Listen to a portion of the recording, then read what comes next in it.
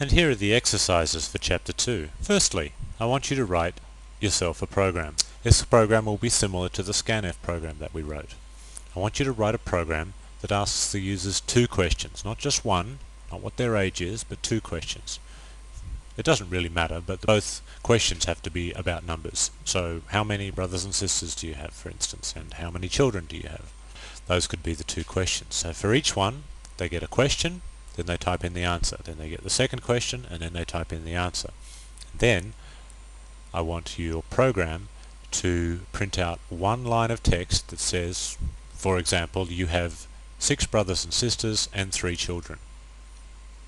Now that's the hardest part. Trying to get both to come out on the same line.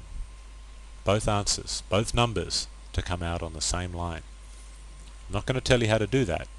I haven't shown you that bit yet, but I think you might be able to work it out. If you can't work it out, you can obviously look at the answer, which I will show you in a moment, or you can look on the CD and find the answers there.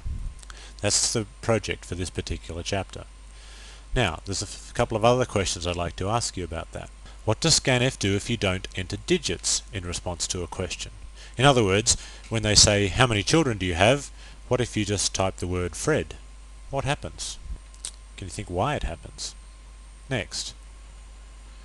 Try coding your scanf program without using the ampersand. Remember I said the ampersand was very important for scanf, but you didn't use it for printf? What happens if you leave it out altogether? I warn you, it may crash your program. Your program may hang. Your system may hang. It just depends. Bad things can happen, but I want you to try it just to see what it looks like. It certainly will compile, and it certainly will run, but whether it crashes, or whether it just does something else that's unpredictable, that's up to you to discover. And fourthly, what is the largest number you can enter for your age? Obviously you can go crazy and you can say, well, my age is 2000. Well, would it accept 10,000? Would it accept 1,000,000 or 1,000,000,000? Would it accept 100 billion or 1,000,000,000,000?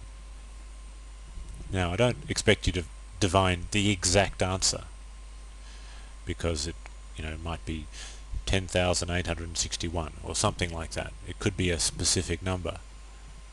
But I would certainly expect you to say, well, somewhere between this number and that number it bombs out. So I'd like you to find out at least roughly what kind of order of magnitude of numbers it will handle. Okay, good luck.